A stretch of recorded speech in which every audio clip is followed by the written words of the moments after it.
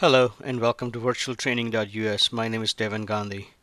Today I'm going to show you how to install Windows 7 within Virtualbox. On my part 1 I showed you how to install Virtualbox on Ubuntu 12.04.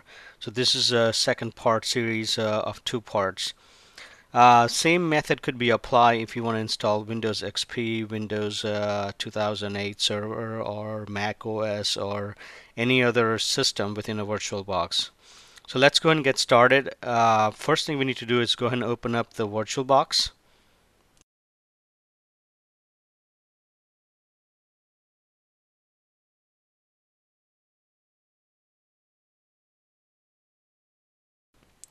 Once you have the VirtualBox open, we're going to go ahead and click on New, and we're going to give it a name. I'm just going to call it Windows 7. And when you go ahead and type in a name, the type and the version actually automatically populates for you. So go ahead and click Next. Now on this step, it's asking how much memory you want to allocate for the VirtualBox when you use this Windows 7. By default, it's 512. I'm going to go ahead and bump this up to 2 gig. So I'm just going to put 2048 and click Next. It's asking, do you want to create a virtual hard drive for it? Now just go and click Next, Create. Now on this tab, it's asking you what type of virtual hard drive you want to create, and we're just going to leave it default to VDI and click Next. It's asking if you want to do a dynamic allocation or you want a fixed size. The difference is it's going to still reserve the same amount if you select the fixed size or dynamic allocation. So for example, if you say fixed size of 25 gigabyte, what it's going to do is allocate a 25 gig right there on the hard drive. Now, when you say a dynamically allocated, you still have to specify what the hard drive size you want to allocate. So if you say 25 gig, what it's going to do is it's going to grab it from the hard drive as needed. So basically, it's going to reserve a pool of 25, but it's gonna use it as needed. So we're going to go ahead and do dynamically allocated. Hit Next. By default, it allocates 25 gigabyte. Now, depending upon what you're going to do with this VirtualBox, 25 gig may not be enough. You may need more, you may need less. So if you're just gonna practice with it or just play with it, I would just leave the default of 25 gig and create and click on Create. So it's done creating the environment for Windows 7.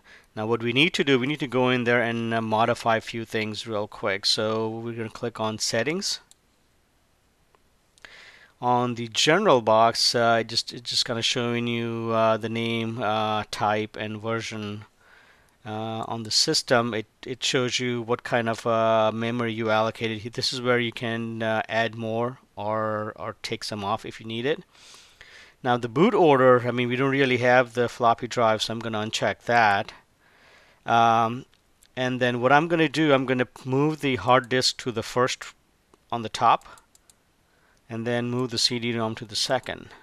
Because what's going to happen is when you actually boot from the CD-ROM, right now the hard drive is completely blank, so it's going to look for the alternative boot order. So basically, it's going to go to CD-ROM and say, well, hey, there's a CD-ROM out there and it's got a image on it, so I'm going to boot from that. And once it's done installing it, and it restarts, you want to make sure it boots from the hard drive. So this is the place you want to do it right now.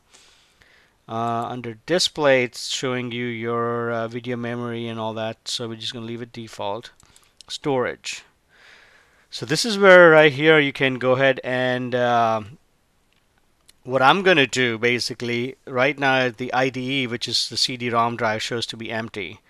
And you can couple of ways you can install Windows 7. If you have the burned DVD or CD, you can use that. Or you can just select the ISO file directly as a virtual ISO and install it directly off that. So what I've done is I've already downloaded Windows 7. And I have the ISO file in my download folder, so I'm just going to go there and just select that. So you click on select the it's already right here. I'm just gonna show you how to do it. Just choose virtual CD DVD-ROM file, and here's I have Windows XP ISO, and I have the Windows 7, so I'm just gonna select that and hit open. So now when I ask it to boot, it's gonna boot straight from the CD-ROM right here. The audio, the network, all this, we're just gonna leave it default the way it is, and just gonna hit OK. Now we're gonna go ahead and start. So just click on Start.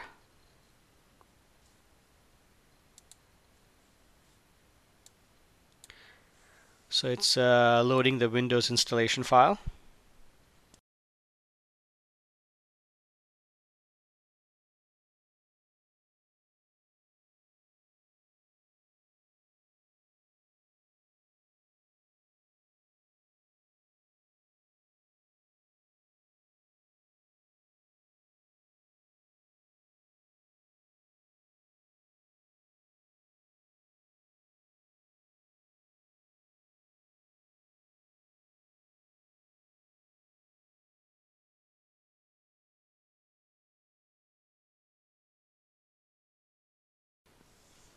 Now one thing you want to keep in mind is make sure you have enough hard drive space, enough memory, and a CPU processor power so it doesn't bog down on you, because VirtualBox does kind of uses a lot of memory. Okay, so we're going to click Next. Install now.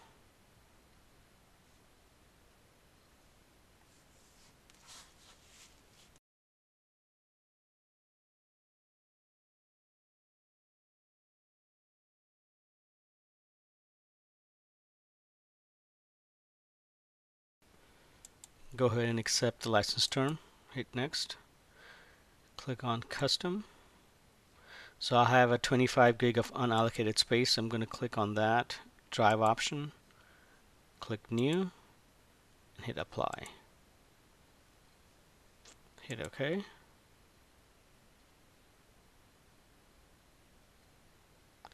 And then so it reserved 100 megabyte for this system.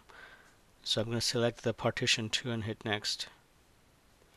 Now here, depending upon again your speed of your computer, this process may take maybe 10 minutes, 15 minutes, maybe an hour. So I'm going to go ahead and pause the video, and I'm going to come back when it's done installing.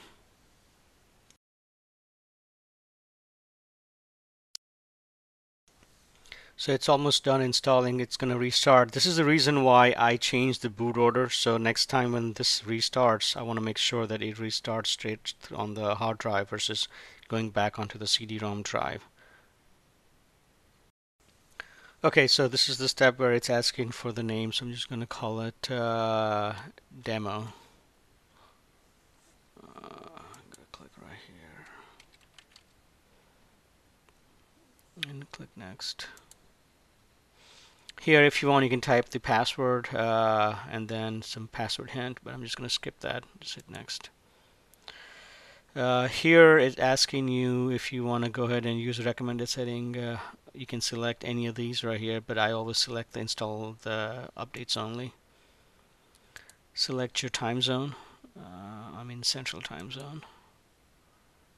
Just click Next. Now it's asking right now. It detected your LAN connection, so it's asking you, hey, are you connected to the home, work, or public? So I'm just going to select the work for now.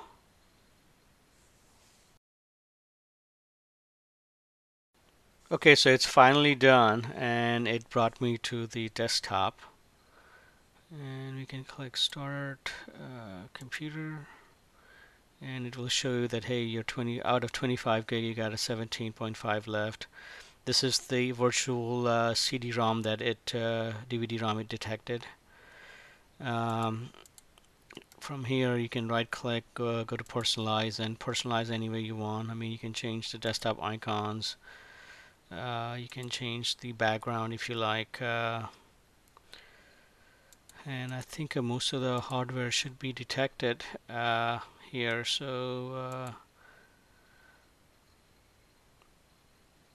we shouldn't have to download any device driver or hardware at all. So maybe a baseline system. So this is a basic step on how to install the Windows 7 within a VirtualBox. Hope you enjoyed my video. If you like my video, go ahead and hit subscribe on the bottom of the link. Thank you for watching and see you on your next video.